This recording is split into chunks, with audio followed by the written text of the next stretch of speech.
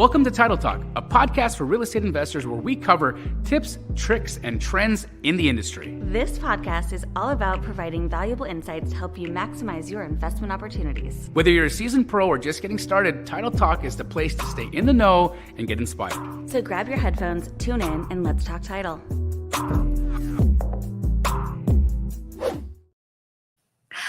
Hello, everybody. Hi, guys. Look who's back. I'm back. By Sorry popular for those demand. who wanted Jamil today. You're stuck with me, but we'll have some fun. Okay? We'll have some fun. Rahima is in the house today, guys, by popular demand and because Jamil's on a flight. And It's a twofer. It's a Where's twofer. where's she going today? Do you know? I don't. Pennsylvania, Penn State. Oh, nice. They're going to teach a class in the afternoon, and the next day they're doing like some tailgating thing. Touring. There you go. It sounds fun. Well, I know tonight we're competing with the launch of the NFL season. So for those of you guys here with us instead of watching football, thank you. Yeah, no kidding. Thank you for wanting to make money instead of watching football. Just turn it off for like half an hour. Nothing will happen. Yeah, Nothing doesn't matter until the last 10 minutes anyways. Isn't that how football exactly. works? Yes. Forgive me, I don't know. I've never watched a game of football. But in NFL tradition, why don't you guys write in the comments who you think is going to win the Super Bowl this year, just for fun? Oh, who's going to win the Super Bowl? My daughter is here. Giella, who do you think is going to win the Super Bowl this year? Ooh, we got a Steelers fan in the house. I'm going for the Chiefs. How about you? Arizona Cardinals. There you go. Arizona Cardinals, Bobby. If I was a I'm betting woman, I'm gonna say the Arizona Cardinals too. I because hope live you're here. right. I hope you're right. I live here and I think about what it would bring to the city in terms of all the fans and all the spirit and all the money that comes when your team is in the Super Bowl. I love that. Yeah, and the Super Bowl this year is going to be in Las Vegas for the first time. They've never had a Super Bowl. So we're definitely going to have our friends from Vegas on again in Title Talk when we're closer to the Super Bowl to talk about that. So put your predictions for who's going to win this year, guys, in the comments. Broncos. We got Broncos fans. What else we got?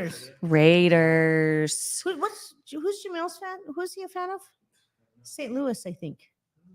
Isn't that right? The Saints. New Orleans Saints. Yeah. Well, my vote's for the Chiefs. Okay, there you go. Let's see Bobby what is for the happens. Cardinals. Cardinals, right here. Raheem is for the Cardinals. So what's going on with you? Tell me, what are we talking? Oh, well, what's going on with me? Is Yeah. we are putting our toes into new construction. Okay, ground up. Ground up. Looking for land. So we've managed to find a few lots. We've done a few of them already. We have a couple under our belt, and now we're doing more. Instead of just doing little infill houses, we're doing more like Custom. semi-custom, where it's like a spec home for us, right? We're gonna build it to what we think should sell in that neighborhood. South Mountain, which is a great neighborhood. Yes. Great Really hiking good- too. Yes, good price on these lots. I'm very, very excited. We finished Jamil's project where we turned a 3-2 into The a pad 6-5. split. Yeah. Yes. So, I mean, for me, it's so much fun to go beyond just a regular flip, right? Oh, it's a nice house. And redo the bathrooms, redo the kitchen. It's fun. It's nice, but it's become boring for me. So when my brother gives me these opportunities to say, hey, can you turn this into that? And not just add a bunch of square footage, and it's fun Yeah. because it gives me an opportunity to really get outside the box. So I love that you love to stretch yourself and that you're always growing. You know, I feel like the saying that says if you're not growing, you're dying, right? Absolutely. So you're venturing out to finding land when Mhm. we're a pretty landlocked state, especially in town. How did you go about doing that? Well, Jamil has somebody on Astro Okay. who reached out to he sent out a message saying, looking for land. I'm single family dwelling. I'm looking for land. I want it to have utilities up to the lot line, right? So that at least we're not digging for utility or bringing Yep. service into the area. And he had a guy who brought him 3. And we scooped him up that morning, sight unseen. I said, Jamil, I can be there in 45 minutes. And he goes, no, I'm going to sign them now and then just go. Wow. Right. So as I'm driving, I'm like nervous because I said to myself, okay, we would just spend 300 grand or over Yeah. 300 grand. And I'm driving and I'm thinking, I don't know. I mean, I don't know. But I get there and I'm like, can you get the other 9? Because I see there's 9 more. So are these in subdivisions that already exist? Yes. Oh. Which is like such a ruby, right? Yeah, that's very rare. Rare. Very rare. And I say Ruby because I have a very good wholesaler friend named Ruby and her partner Jacqueline. They work together. And they came up with this beautiful, like a scrape for me. It's in Mesa. It's a 1 acre, just under an acre lot for a new build. So we just tied that up. So it's been a really good week for land. Wow. And it's only Thursday and it was a short week. It was perfect. Wow. Tuesday, Wednesday, Thursday were phenomenal. Yay. All right. Give a shout out to Rahima for locking in land deals and stretching herself this week. Yep. Ground up development. Yeah, I love it. It's, it's so different than renovations because you know exactly what you're getting. Now you're going to be into more intense permitting. Mm-hmm. So what are you going to wear to the city? Right? What are you going to wear when you go down there? Always get your hair done, people, before you go to the city. It doesn't hurt to show up with donuts and wear a jumpsuit. Your jumpsuit looks a little different than most people's jumpsuits, though. Let's be Wear real. something that looks good on you. Yes. Because when you look good, you feel good. Guys, I'm not saying this to be, chauvinistic. I'm honestly saying it to you because when you look good, you feel good. When you feel good, you present yourself well. When you present yourself well, the person who you're talking to, the person you're looking to get something from, some information, some help, they're more apt to willing and to help you because you feel good and they can see that. People sense that, Yeah. During COVID, I remember, when we're all in the lockdown, we did calls every morning with our team, that's video first phone calls to make sure they were still getting ready every day, putting makeup on every day, that they looked good, that they felt good, because that's when you're also the most productive. Okay, here's an off topic question. Do you go to the hair salon? Yes. Often? No, No. not very often. So you don't have to dye your hair. I do color my hair. It was actually, I just got it done this weekend. My hair guy's in Vegas and he's like, it's been 8 months since I colored your hair. Oh, that's nice. And I'm like, well, it's probably partially in the artistry of what you do because the regrowth is good, but I'm not one of these people that likes going to the hair salon. I would prefer. I love the hair You do? You love it? I would go every day. Every day. I love, especially because I really like the hair salon I go to, and I like the lady who does my hair, and I feel like it's therapy. Yes. It's a little bit of life coaching. I get my hair washed. Somebody else combs it for me. I don't know how to wash my own hair. I never have. Since I'm 18 years old, I always had a little part-time job in a hair salon. So I was able to, manage having my hair done. And I don't know. I don't have a brush, a comb, a hair dryer. I have none of those utensils. So every day, I have my hair done. And when it starts to look ratty, I go back to the salon. You go back. Wow. I put a ponytail in it. And then the next day I go back to the salon. Yep. That's me. fun. Mm-hmm. So my hair guy in Vegas, his name is Rondell. And we had a great conversation this last Sunday. It's a holiday weekend. So it's like an easy thing, go to Vegas, get your hair done. And found out he actually was getting more into fix and flips. He's got one investment property. Okay. He follows Pace a little bit on social media, and he's never really understood the wholesale game. And he's like, I don't know about this, what would be the benefit? And, we talked about that pretty in depth. And he texted me this morning. He's like, I listened to Title Talk. Wholesaling is the bomb. I'm totally going to get involved in the Astro community because what you said on Title Talk makes so much sense, which is kind of fun. Rondell, if you're watching today, you should check me out because I'll teach you how to flip those houses to be even better than what you're doing now. See, there's multiple ways to make money in this business. And that's, I think, what's so fun about the investment space. Like, there's no one exit strategy. Absolutely. Absolutely. So what are we talking about? Well, we wanted to figure out what was going on with you lately. And then we got on the subject of hair. I mean, if you give me 5 minutes to talk about it, I'm going to talk to you about my fashion, hair, and teeth. I'm all about teeth. Oh, Yeah. All right. Fashion, hair, and teeth. That's it. I have 3 conversations. Fashion, hair, and teeth. Well, I love all those subjects. I'm not sure I know that much about teeth other than It's important to go to the You dentist. have good teeth. And, you know, It's the first I had thing I notice braces. about people. I had braces when I was young. Thank you, my mom and dad. My mom's probably watching today. Hi, Mom. Hi, Mama. I think Rondell might be off work today, so maybe he's tuning in. Okay, wonderful. Yeah, that's kind of fun though. Okay. So we've got a couple of fun things happening. I wanted to give a couple shout outs today. One of them is to my friend Glenn, who is part of the Astro family. He's at every Keighley meetup. He's at all the House of Viking meetups. He's totally a good networker. He has been doing this thing on Instagram and documenting it. 90 days of cold calling. Okay. Today, I believe, is day 89. Okay. And that is when the magic happened. He got his first 2 wholesale deals under contract officially. So, Shout out. yep, shout out to Glenn. Never give up.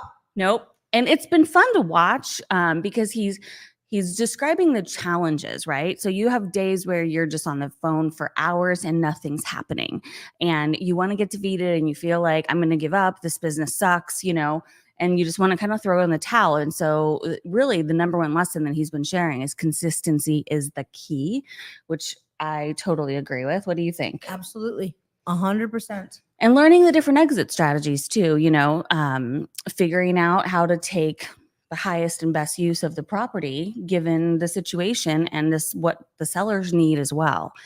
So shout out to you, Glenn. I know you've got a lot of friends in the community and on social media that are probably giving you mad props, but excited for you to have your first 2 deals officially.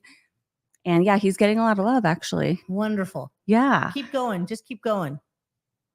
And then somebody else I think you guys should follow is Dana Tingle. So for all you ladies, since we're talking lady stuff, she has a really cool group on social media called the Real Estate Alliance for Ladies Networking. The Real Group, REAL. They are doing some really fantastic stuff, providing a ton of resources and networking for women in the space across the country. So Dana, if you're watching, keep it up. I got to meet you virtually through Title Talk and you reached out to me. So it's been fun to kind of watch what you're doing on social media. So I wanted to give you some props on that side too. Where's Dana located? I don't remember where she lives. Where does she live? I think it's back east somewhere. Okay. Yeah. Yeah. We should bring you out here, Dana. We want Yeah. to meet you. Come to Phoenix. We The love- weather here is going to be really good in about 2 weeks. And we love fabulous ladies. Speaking of fabulous, I love all the bling on you. Oh, thanks. It's a subtle day. Just little pearls, just a little Just things. a little Chanel, Just a just little- a little diamond, just Yeah, a little, just a little. Look at her. I have I my don't plastic know. ring on. That's like the extent of my jewelry today. It's my plastic Aura ring. Does that work for you? I use the Fitbit. I've never used the Aura. What's the difference? So Do you know? this really the only 2 metrics I really measure are how many steps I got and how much sleep did I get. That's all I really care about. I care about my sleep the most. But the thing is that look how light it is. Hmm. And so I wear it in the shower. It weighs nothing. It weighs nothing. I charge it like once a week for 15 minutes. So I don't have to charge it every night. That's nice. Yeah. Or a ring. Shout Or a out. ring. Maybe they Shout want to out. sponsor. Yeah, I love that because I've had one on my hand for years now. So now, yes. Yeah. What's Shout happening outs. with you on any title things that you've had encounters with lately? Anything weird that you've seen? No, everything's been really good with title. I've had no issues with any of my deals. It's been wonderful. Well, last time you were on, we were talking about earnest money. Yes. And what a struggle it is right now. So in our market, it's extremely competitive, guys. And people are literally like racing Yep. to get EMD over to title. But what's happening, and this is kind of where some education I wanted to talk about today, is we're getting earnest money without any contracts or communication, which can't people happen. People are just bringing checks so let and me- we don't know what they're for. So let me ask you a question. Can a seller have multiple people sign a contract and then make it a survival race to title? Can he go under contract with multiple people and say whoever drops off EM first wins? If it's in the contract, I mean, So he could put an addendum. I don't in think there that anybody says, would do that because they don't want to cause car accidents. So that's kind of wild. multiple people have signed this contract. Now it's whoever gets EM in first wins. I mean, if they all agree in writing, it wouldn't. It would be okay. I think so. Wow, that's a strategy. But but what I want to tell people is, guys, pick up the phone and call the office that you're going to go into if you don't have your contract executed yet, so they know what the money's for, because they're like having random people take the money and they don't know what it's for. We don't know what it's for. We just have to wait for somebody to call us and tell us what the money was for. Right. So they're not writing the They're address. not writing the address. They're not writing anything. Let me just drop off random bits. Anybody bring bags of cash yet? Not yet. Cashier's checks. Do you take cash? Yeah, I think so. You think do? we can take cash. Can you buy a house in cash? You can buy. Well, usually people wire that much cash. But could you, if somebody walked in with like a garbage bag full of cash? I don't know. I don't know if we could do that or not. Don't know? I think there's a limit. I think there's a threshold. Okay. But I think we definitely prefer wire or cashier's checks. Sure. I understand what you prefer. Yeah. I'm just wondering if we can. Mattress money. Okay. All right. Gotcha. Mattress money. Mattress money. Exactly. Yeah. But that's kind of wild. So, I mean, I think because our market is so competitive, that's what people are just thinking, oh, if they drop this off first, but we can't, if we don't have anything to document it with, we don't know what to do with it. Right. So we're actually going to be doing a class coming up in October for Arizona investors, specifically on some title nuances that we're seeing here, and let you guys ask all your questions live in a Zoom. So more info on that to come, but Jamil and I are going to be doing that with Jody, who works on your guys' files in October. So that should be fun. It's amazing that you brought this up with the race to title and these multiple checks being dropped off. This is October. So a year ago, it was like crickets. Yeah. And then December happened and that was weird. And then it just went bananas again. Yeah. And normally like December is a slower month for us. Right. But December just freaking skyrocketed. Last December. So we slowed down about this time, just like, contracts are slowing down here right now. But surprisingly, we just had an influx of 1,000 new properties hit the market, which is good. So those are up. But yeah, we did have a dip in like September, October, November, and then December things went through the roof. Are these for new builds or all, do you remember? Just all contracts, all sectors. Okay. Guys, those of you who are flipping houses or wholesaling houses, if you could let us know, like, how is your September looking so far? How did you finish off in August? And do you have good deals coming in that are going to close in October? Like, what is the state of the market and where you are? I would love to know. Yeah. And put the location in there too. That would be really nice to see what's happening around the country. Right. I mean, we can track things on like a national data perspective, but a lot of the investor stuff happens like kind of stealth mode, right? Yeah, so it's like behind the scenes. It's like behind the scenes. So we can only see it when it hits the recorder. I feel like we're the staging, right? We're like the room where everything happens, and then like what gets shown into the real world is what they think is reality, but we sort of dictate what's happening in real estate kind of behind the scenes. Yeah. And so normally when you do your flips, you stage everything, you make everything beautiful to market. I do. I do. I have always done it. Even when the market didn't call for staging, I staged. Because you're proud of your product, right? Well, it's for a few things. One of the things is I believe that buyers have a hard time visualizing, and sometimes they need that visual. I also believe, because I want to provide somewhat of a neutral product, I don't put a lot of my own personal flair into a house, because I want anybody to want the house, that adding pops of color is going to attract them when they're looking on it at MLS. Okay. That makes tons of sense. Right. And then also people travel in America. And so you don't necessarily have family coming to check your house. So you're sending pictures to friends and family about, hey, check out this house I like. And it could be something as crazy as a placement of a plant, or a pop of a yellow pillow, or something that people's eyes gravitate to. And that makes them want to buy that house. So for staging, for me, has many different things. And I never destage a house until the appraisal is done. Oh, that's a really good tip. Oh my goodness. Never, ever, ever destage a house before your appraisal's done. You want to know why? Because appraisers are people, not bots. When you go in for when your appraisal happens, so this is how I handle it. I let the buyer's agent know, hey, can you let me know when the appraisal is happening? I want to make sure there's a key in the armless. That's for sure they're going to call you. Absolutely. Because they don't want the appraiser to go down there and there's no key. Oh, yes, for sure. So I get a notification, appraisal's going to happen on this day between this time.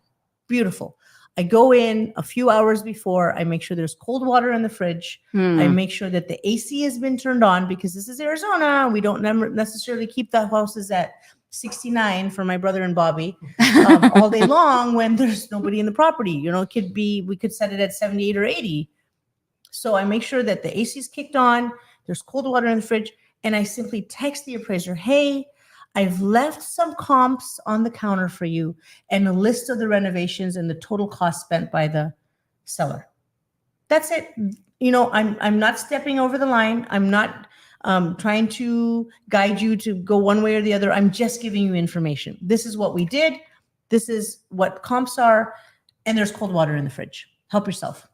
You've already made a friend. That's it. And if I don't give them somewhere to sit, I'm not a very nice person. And when you don't have your property staged, there's nowhere to sit. You're right. So now there's a place to sit and the place looks like a home and it feels good. It's subjective. And sometimes $5,000 or $10,000 or $15,000 can be lost on a house that's not staged. So stage your houses for photos and then make sure it stays staged until the appraisal is done. That is such good advice, Rahima. And I agree with Joe. Hit the like button, guys, because this is priceless. And she just gave away tips to help you get your home appraised. I have a friend right now that is actually doing new construction and his appraisal comes back Friday and he's on pins and needles because he's going to be the first comp in the neighborhood and he fell in love with the house.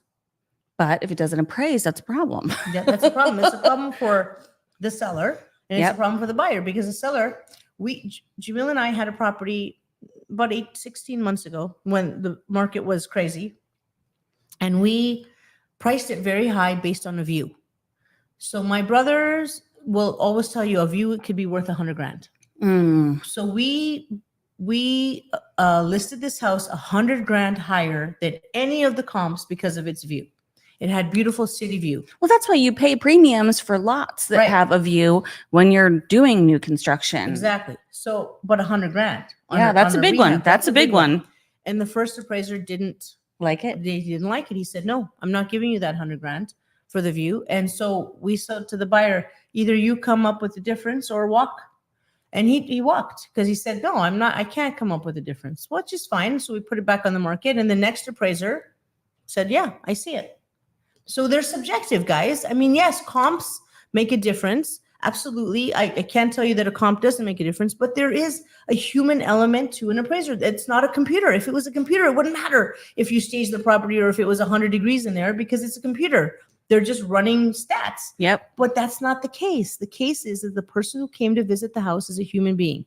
They breathe, they're comfortable, they're uncomfortable, all those things happen to them. And they want as much information as you can provide to them so that they can give you a fair appraisal.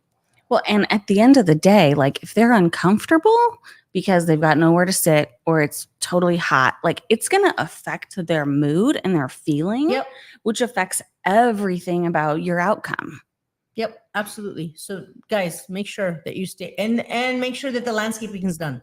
Front and back? Front and back, guys. Make sure this is almost like a new buyer is coming because this human being is to decide what that house is worth.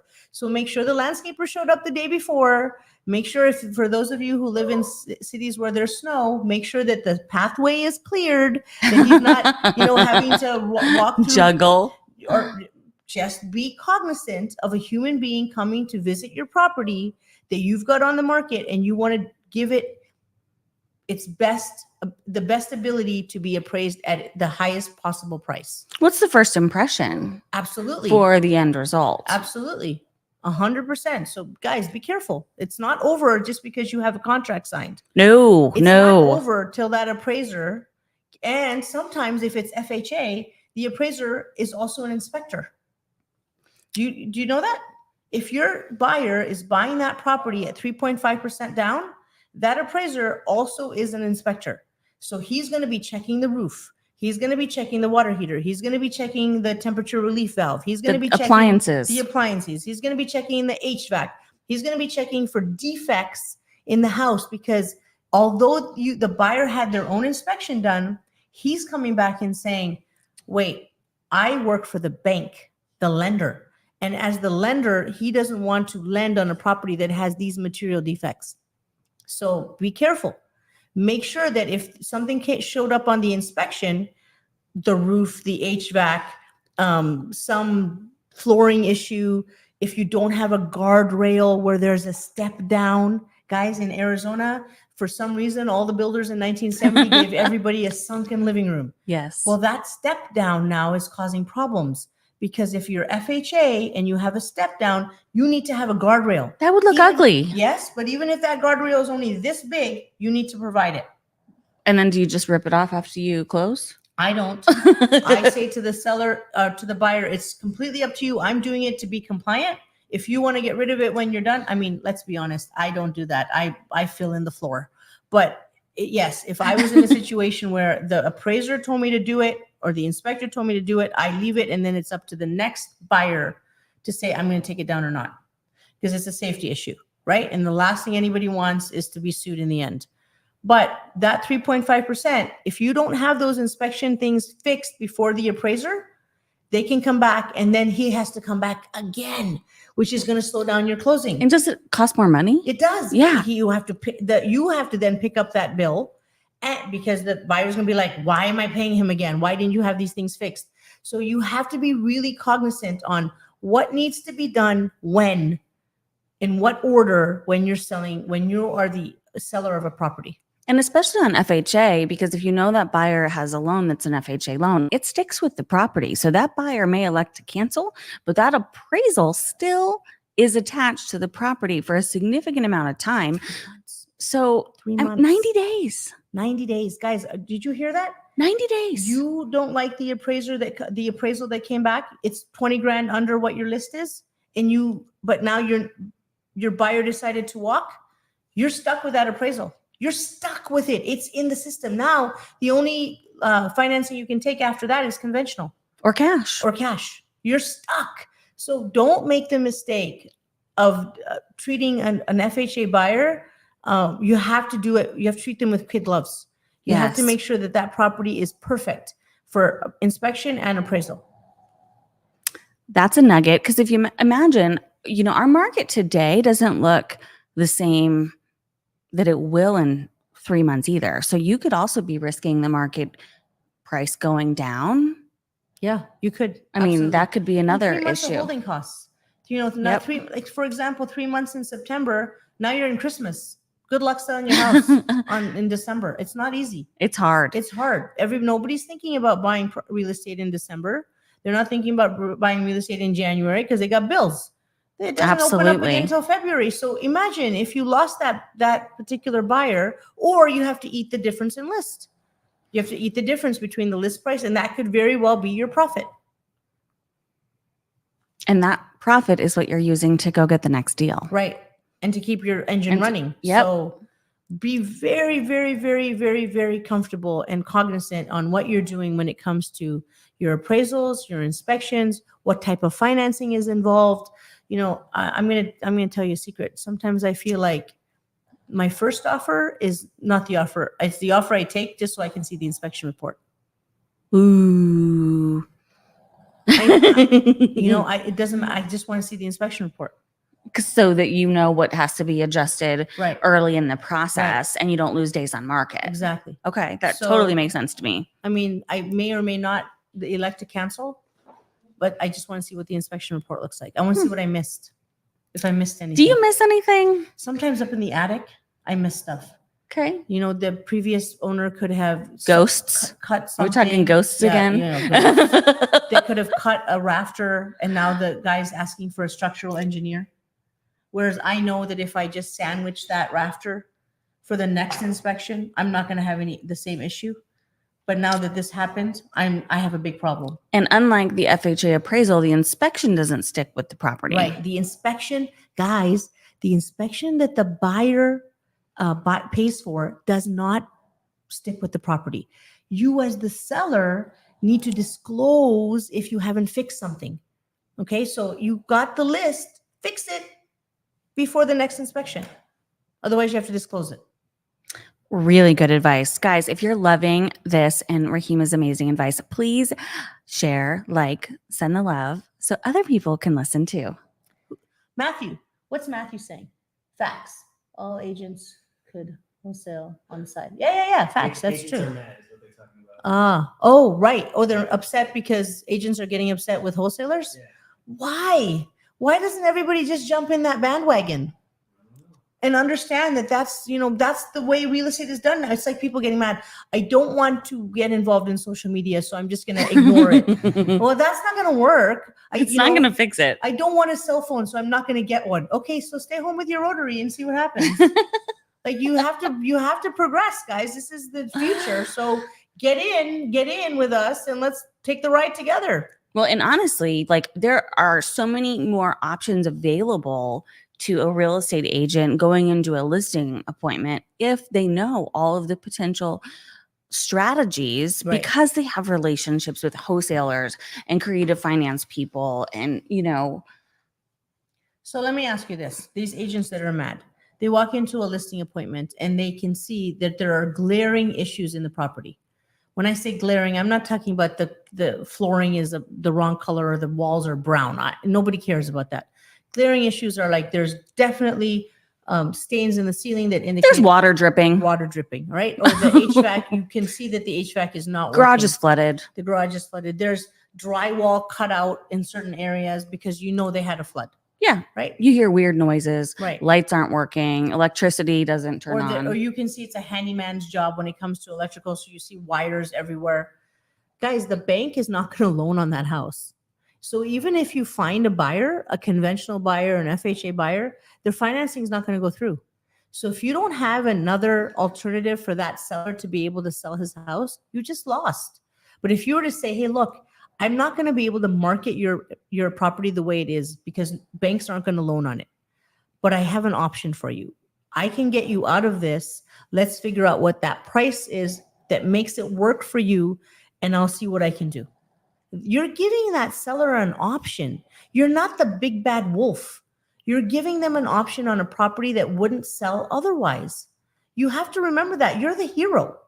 Absolutely. And like as the fiduciary, I mean, don't you want your seller to have every option possible so that they can choose what's best for them?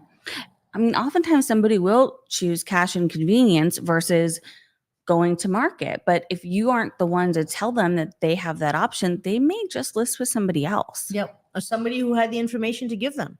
Guys, you wholesalers that are out there, you're the heroes. Remember that every day. You're the heroes.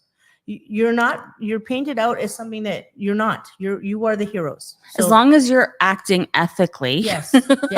In your practices, because Yes. there are a few that I think have given wholesalers that do the right thing a bad rep a little But bit, that's in right? every industry. It's in every industry. Every single industry from, I'm going to tell you a story, from mechanics to realtors have a few bad apples. And I'm going to tell you a funny story about my daughter. My daughter. Oh, she's sitting beautiful right daughter here. She is so Come say pretty. hi. Come say Come hi. For We have a those of you who special have noticed guest. that my social media has gone up. it's Yes. because of my daughter. She's been doing my social media. Hi. I was Dale. gonna ask Give me a you. kiss. Give me a kiss. I was going to ask you, what is going on with your social? That's her. Because That's all every her. day Yeah. I see new videos Mhm. and they're educational and fun. She does all the content creation, the whole thing. So this little girl of mine has a car. And I say to her a few times, honey, have you serviced your car? Yeah. I'm sure I have. Okay. I'm going to take it. I'm going to make an appointment right now. So we find out there's nails in the tires. The tires all need to be replaced. This probably oil hasn't been changed in a year. It's never been changed in 60,000 miles, 40,000 miles.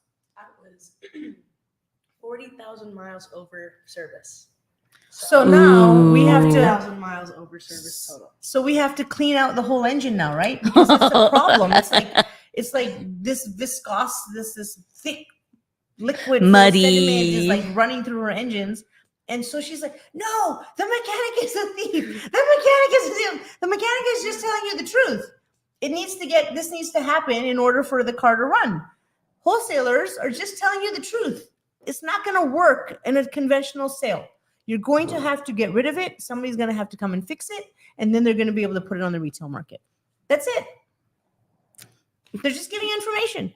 I wish I had a drum roll for that. Do we have a sound effects, Bobby? There you go. There you go. You know, there's bad apples everywhere, and I'm not suggesting you ever be a bad apple. No. You have to be ethical because it'll come back and bite you in the butt if you're not. And you'll feel bad and you won't feel good. You gotta sleep at night by doing the right thing by people. Just do the right thing, but don't diminish what you do because you give people an option where there's no other option.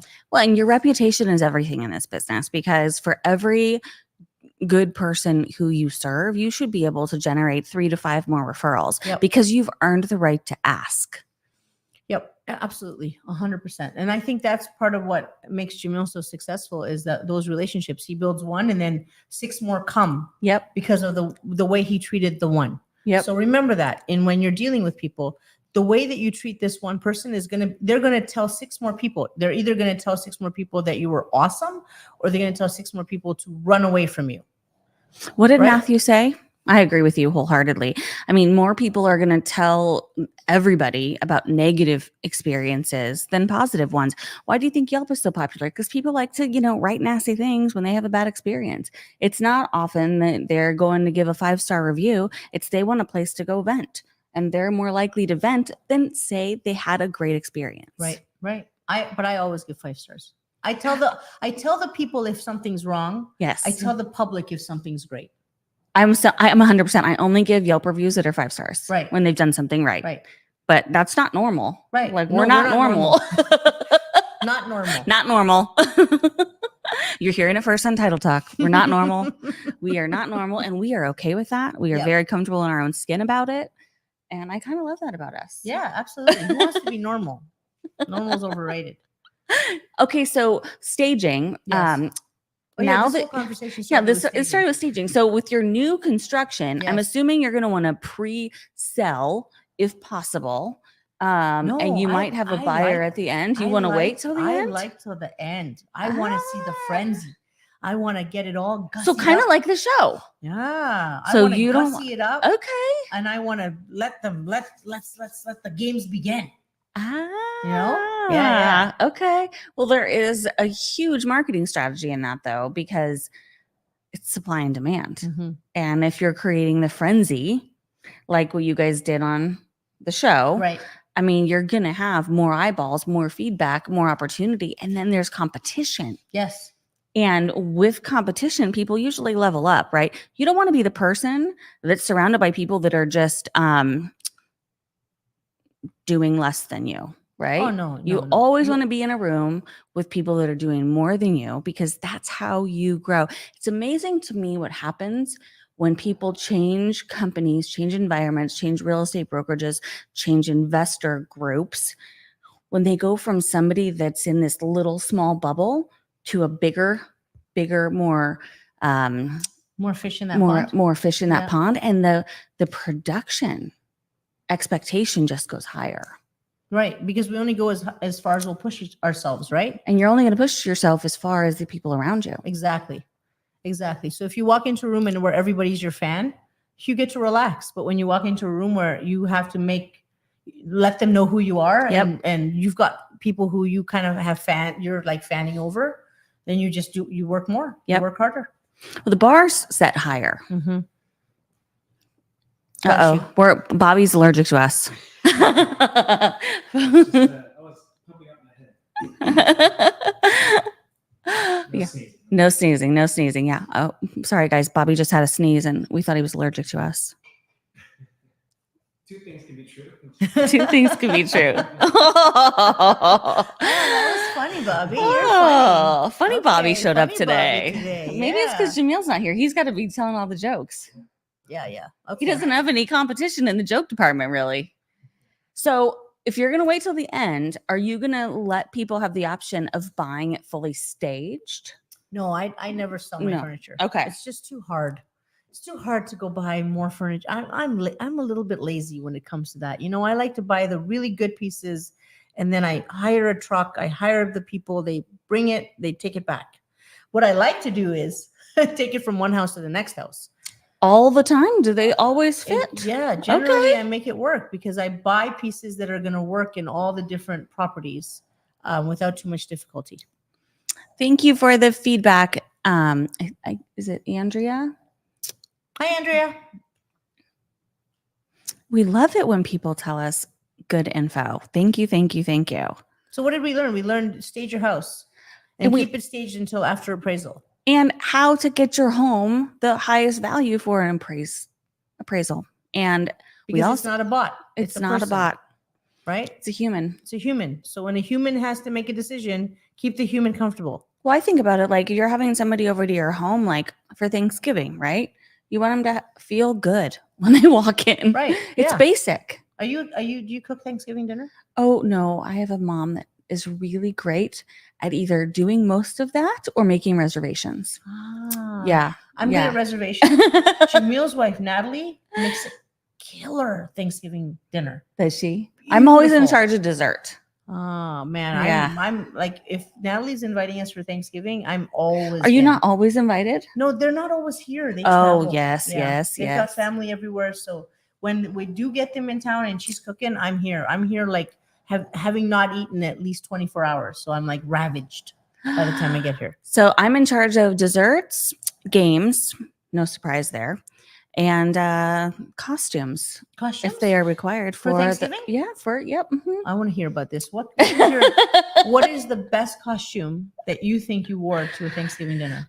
A turkey tutu. So it was like looked like there was definitely a turkey thing going on, little brown t-shirt.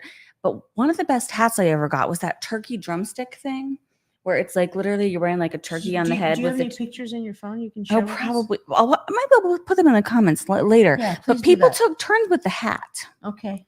The They- drumstick hat. Yeah, the drumstick hat. We put them on the babies. We put them on the boys. Yeah. Okay. Christmas can be just as fun with Do costumes. you do costumes? Yeah. Yeah. No, like ugly sweater. Oh yeah, Christmases, ugly you do sweater those too? sometimes. Okay. Yeah, sometimes we do ugly sweater, but sometimes people think that's played out. So I Okay. have to come up with other things. Like one year we did a white thing, Okay. where it's like a white Christmas theme. Everybody being all white. That was kind of Okay. cool. Because it's not white outside. It's not white Arizona. outside here. It's just dusty. No, but I stay in my lane. I do whatever my mom tells me, and I bring the fun. Diala, did you hear that? Stay in your lane and do whatever your mom tells you. You'll be as successful as Dina. What By is the- that? Stay in your lane and do whatever your mom tells you. And if she puts me in charge of something food related, she tells me to make it at my house. So usually for Thanksgiving, I'm pumpkin cheesecakes. She doesn't want me in her. Oh, She does not want me in her kitchen. I want a piece of pumpkin cheesecake. That I could sounds put you on my good. pumpkin cheesecake list. Okay, please do. Yeah, Please do. I learned how to bake before I learned how to cook. So I learned how to do none of that. My daughter is a phenomenal cook. So is my mom. What so I is- just get to eat with them. your favorite thing that she makes? Oh, she made it for me yesterday. She made me braised short ribs. Wow. The big ones. Red wine braised with these potatoes that had like garlic and Boursin cheese, and they were emulsified. It was delicious. That's fancy. That's my not just God. like a basic. Oh, yeah, no. She's nothing about hers. Look at her. I know. She's nothing about hers basic. She came in tonight with a really fabulous vintage Gucci purse. Kind of a fan. Yeah. She's not basic. Oh, my No mom is basic. on here making comments. Hi, Mama. My mom says Dina is the party designer. Yes. Yeah. Yes. Look at her. Look at her. You did well. You did well. She's fantastic. Good job, Mama. Yeah. Well, she's still working on it. What else we got on your list? What else we got on my list? Okay, couple things. Yes. Some deed fraud stuff. So Okay. just I like to be in the moment with you guys and tell you what we're seeing, and give you advice on how to avoid falling into these traps, right? So right now in Arizona and actually nationwide, this has been an issue with our company nationally. Free and clear property is a big risk. So I'm getting a lot of investors reach out to me and ask me for vacant land lead lists, right? So we provide a lot of data. We help with market research on all kinds of things, and people are asking for vacant land. So that is the biggest piece of fraudulent transactions. Like what I'm asking for, like Yeah, vacant land. Okay. Yeah, but What's happening with it? well, you're doing it a little different than what's happening other places, Okay. but fraudsters are pretending that they own, the land, and they're literally trying to go close at title, and they don't have any right or any real contract. Mhm. Think about that. So if you were fraudulently trying to sell a house, that house would have to be vacant. Yes, That house would have to have like humans, so that it's harder to do that. right? But vacant land, I mean, nobody even thinks of if they've got a lot here or there, or they own a parcel, they don't think about it. Right, So they're not continually checking. right. So just know if you're doing a transaction in vacant land, it's happening, right? So there are a lot of good things happening in vacant land too, but there's going to probably be some extra steps that you're going to go through on the title side. So they're going to ask for verification, right? So if you're actually from a seller, they're going to make sure that they always talk to the seller, that we're sending physical letters to the seller, property owner of record, notifying them that, hey, by the way, we have an open escrow from you. Please let us know that it is your intent to sell this property. And the letter language is getting stronger as this keeps happening all over the place. But just know, guys, if you are doing vacant land, there's probably going to be a couple other questions that you're asked at title about the relationship potentially. We talked about on Title Talk a few episodes ago that we ended up with a transaction between Fidelity and Keegley where we found something squirrely, not because anybody necessarily on either one of those sides was doing something, but somebody had approached Keegley to sell land that they didn't own. So we figured it out early in the game, and we had to resign from the transaction, but it's happening. It's totally out there. A tip for you guys, especially because you're going seller direct, in this particular case, people were asking for vacant land. So you probably, this might not have been the case, but asking if you're approaching a seller, like make sure they actually own the property. The quit claim deeds that they're recording by themselves outside of escrow, probably not proof. Right. Yeah. So then you need to give yourself enough time to close that transaction 100%. for title to be able to guys, think about this. If you're not giving title enough time to do all their fiduciary duty, then the deal's not going to go through. Nope. And if it does go through and there happens to be a problem after the fact, you have a bigger problem on your hands. So make sure that you give yourself at least 30 days to close? Yeah. I mean, if there's no financing involved, if there's financing involved, then ask the lender, Right. tack on whatever additional time that they need. Right. But Yeah. 30 days minimum. Yeah. Even if it's cash. Guys, Absolutely. hear that. 30 days minimum, even if it's cash, because there's a lot of fraud going on with vacant land. And make sure you're telling your sellers too that it's important that they talk to title and that they tell title that they want to sell to you. Oh, yeah. It's kind of Okay. basic, but it's really not. And we have had situations where we've had people that have refused to let us talk to the seller. We can't do that stuff. We have to have proof this seller really wants to sell. Right. I know you're looking shocked, but we see a lot of wild stuff. Wow. Has And yet, anybody? so who do they think is going to sell the house? Who do they think is going to come in to sign? Well, the seller I has to mean, come in to sign. the seller has to sign, right? But most of the time they're signing with a notary. They're not coming to a physical office. And so our notaries are trained, we only use approved notaries nationwide, and they are trained to look for this stuff too and verify identification. We've had people say, oh, I forgot my ID. Can I fax it to the office after the fact? Nope. Dead deal. We need to make sure that seller is intending to sell the property. That's a big deal. It's a big deal. Has anybody, I'm curious, has anybody been in a situation where you've heard about vacant land fraud lately? Have you been in a transaction where anything like this has happened? Yeah, Drop let it in us the know. comments. Let us know. Let us know. I'd like to hear that. Yeah. Okay. Another thing, I've gotten some requests lately for people are wanting more data on foreclosures, notice of default, notice of trustee sale, all that kind of stuff, which is great because you've got motivation exists. Obviously, if there's a foreclosure that's listed, right? We have data around all kinds of stuff like that that's recorded, and then some pre-foreclosure stuff as well. But with that being said, when you do have attorneys involved, you need to be, if you're going seller direct, you need to be cognizant of sometimes those situations require more time because we are at the court's mercy, when it comes to the attorney stuff. And there's only so much we can do if there's attorneys involved. Yeah. So give yourself more time, set the right expectations. Don't overpromise when it comes to the sellers because they're already in a tough spot, right? And you're coming in trying to be the hero, not the zero. And if you set the wrong expectations when it comes to anything foreclosure related, probate related, everybody's just going to end up frustrated at the end. And we want to help avoid that. Absolutely. Those things aren't in the control of the seller. They're not in control of with title. Nope. There's usually attorneys and courts involved, and those just are like luck of the draw. When it's gonna Absolutely. happen. Somebody's sick, so now that gets suspended or prolonged for another 6 weeks because that's the next opening in the court. So Yeah. you have to make sure that nobody's expecting for that fund for it to close immediately because they've got a contract on something else. Yeah. I had a meeting yesterday with somebody and I said, hey, I didn't get the contract we were kind of expecting on Friday. Was everything okay? And he's like, seller went to jail. Well, okay. Might be a little. I mean, you get to see all of that, right? Seller goes to sale, somebody passes away, Yeah. accidents, Mhm. comas, like all kinds of stuff. All kinds of stuff. Yep. Any of you have like situations where you've been in a contract and the other party is incarcerated, hospitalized, dies? mental What illness? happens? Mental Yeah. illness. Like what happens then?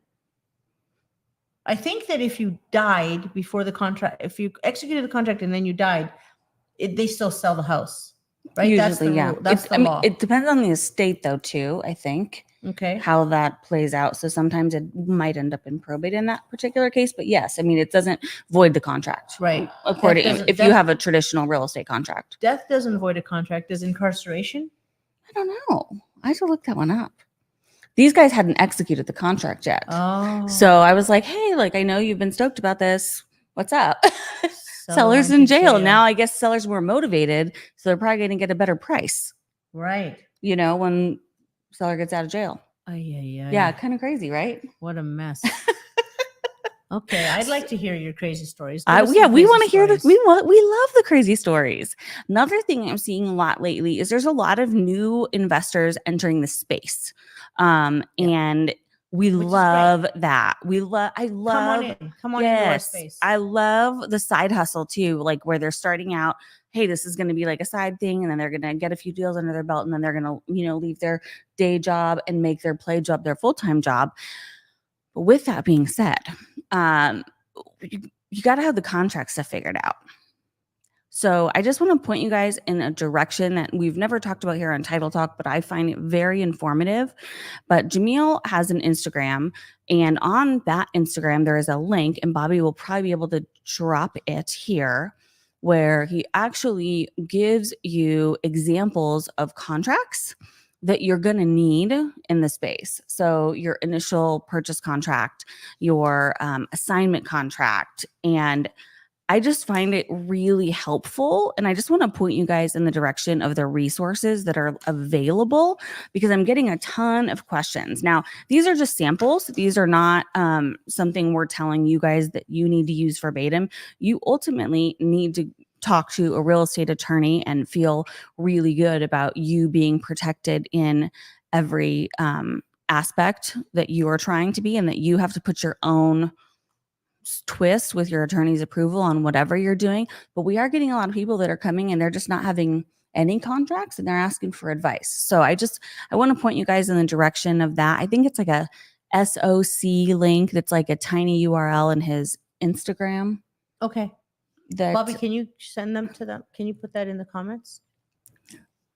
The link for these contracts? What did Matt say? Put the the link to all the contracts. I put the YouTube video explaining all the contracts. You're talking about straight out of conflict, so it's just send them to. You said SOC, right? No, it's the tiny URL in his It's shortly. yeah. Yeah. hmm And then It's got lots of resources, but amongst those, what I find really helpful is for those of you who are unlicensed, knowing what contracts you need to have in place is super helpful.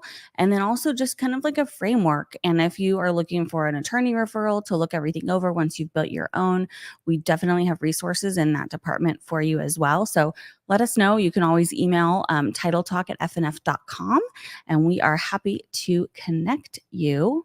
And you're with national, resources. so We it doesn't are. matter what state you're coming in from. She's going to be able to help you. Yep. That's great. And how does everybody follow Rahima that's maybe meeting her for the first time? Some of you don't follow me. I Well, wouldn't know. So my what is my handle, honey? The real Rahima B. The real Rahima B. because she's not fake. Because I'm not fake. But why am I the real? Because my first Instagram was Rahima B. And there was a bunch of followers that I didn't believe were real people. So I said, no, I'm not bots. interested in that. We're talking bots again. Yeah, let's start with an actual account where I get to see how many people are really engaging. I love And that. if it's really working, and what I'm saying makes any sense and makes anybody, gives anybody information that they're really looking for. So we started again, and my little munchkin, I think she's got me at like 2,700 followers now. 2,700 real followers. I love it. Real This human just beings. started. I mean, when did you start this? We Like started it just a month. A month. She got Mhm. 2,700 followers. Yeah. Well, that's because you're providing really good content. Aw, And that's people are nice. discovering you. So I love that. And I kind of just agreed to it because I want to hang out with my kid more. So I was like, yeah, you want to do social media? Sure, whatever you want, just hang out with me. Mom, do you want to manage my social media? I think you have to handle your mom's social media. Oh no, she doesn't want me handling any No, of she that. doesn't want you She knows how to get. She can do it herself. Yes, Okay. she knows how to. She knows how to I do actually enough. asked somebody today, do you know how to DM? And they looked at me like I was speaking in another language, and they're like, of course I do. And I said, okay, good. I don't. That's why I asked. I'm sorry. I have no idea. That's but pretty yes, cute. But if you do DM me, then my daughter asks me, or if you have a question, she asks me the answer, and then I answer it, and she puts it into the DM. So you're still talking to me. You're just talking to me through my daughter. It's called leverage. That's love. Yes. It's love leverage. Yeah, love leverage. I think that's really smart. And you guys can follow me if you aren't already at Dina M. Jones on Instagram. Okay, is that it? No, we got to do something fun and hours so we go by got so to do fast. something wild and wacky at the end. What was the last thing you Googled? Oh, let's see.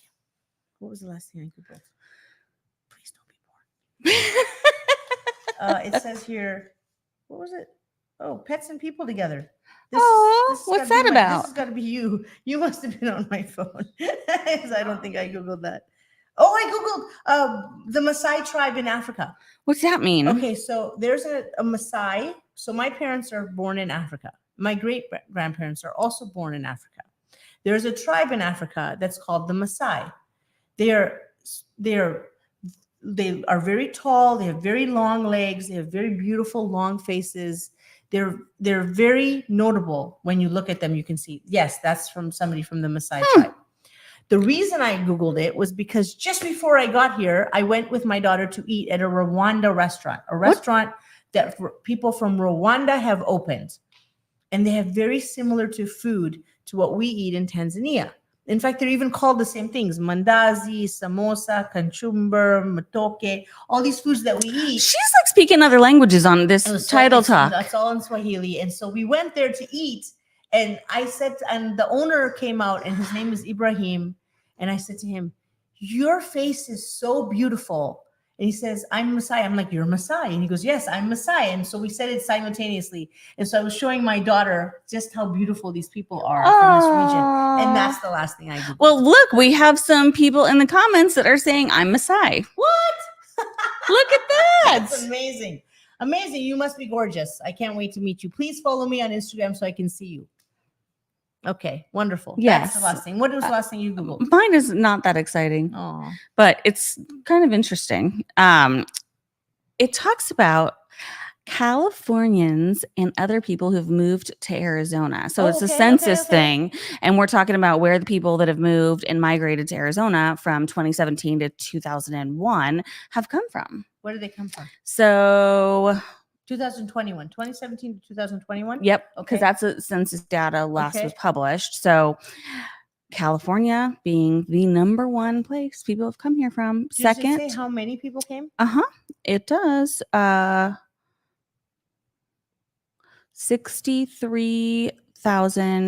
63,409. Do you remember when you had a buyer from California? How excited you were? Because it's different money, right? Because They're when- playing in a different. Because when you as a selling agent would answer the phone and the buyer's agent would say, my clients from California, you'd be like, ding, ding, ding, ding, ding, ding, send the offer. Because it was always cash. It was higher than you always higher needed. than list. It was, but then you had to deal with Californians who like are, can I get the warranty for this 10-year-old fridge? What difference will it make? It's a 10-year-old fridge. No, I need the warranty. So you had your good and bad, you know, it wasn't all good. It was good and bad. So top 5: California, Washington, Texas, Colorado, and Illinois. Okay, nice. Welcome all you people from all Yeah. the different states. We're happy to have you. Yes, we Bring your are. friends and family. Arizona is the best. We love it here. Absolutely. I wouldn't go anywhere else. Arizona is the most awesome state in all of the United States. And if any of you argue, don't put it in the comments. No, I'm kidding. If any of you think I'm wrong and you have a better case for your state, let me know why. I'd be interested to know why. I 'Cause got one. This place is awesome. I got one real fact about why. Out of all the states that have income tax, we have the lowest. Right? And we have no bad weather. Don't tell me that heat is a bad weather. Heat is just heat. It just means your electricity bill Yes. goes up a little because we just go from one air conditioned place to another. Exactly. That's all that means. And we have no hurricanes, no tornadoes, no tsunamis, no earthquakes, none of that. That's bad weather. We just have heat. And Yeah. it's a dry heat. And it's pretty. So We have pretty. sunshine every day. Every day. And you have palm trees in all the windows. Like, guys, this is the place to live. Yeah, this is it. Move to Arizona. Call me. If you're moving to Arizona, hit Call up me. Rahima. I'll hook you up with a nice house. Or she'll build you one. There you From go. the ground I'll build up. it from the ground up. Yeah. Exactly. I love that. All right. Well, thank you guys so much for tuning in. Please share this with your friends and family and give Jamil Give him some love. We love some Jamil. love because he's probably a little nervous about his place here because you're here today. I don't think he's nervous. I don't think he's nervous at all. But I appreciate you guys tuning in and listening Yes. and sending love. It's really nice to hear from you guys. If there's anything I can do for you, please don't hesitate to contact me. You know, you can get me through Instagram. Now I actually have an active account. So DM me. My daughter will give me the message. I will be happy to link up and give you any information I can. Collaborate with you. We are all in this together. There is no competition. There's only collaboration. Collaboration over So competition. Let's work Yes. together and make everybody happy and build everybody's wealth. Yes. Love it. Yes. Thank you guys so much. See you in 2 weeks. See you in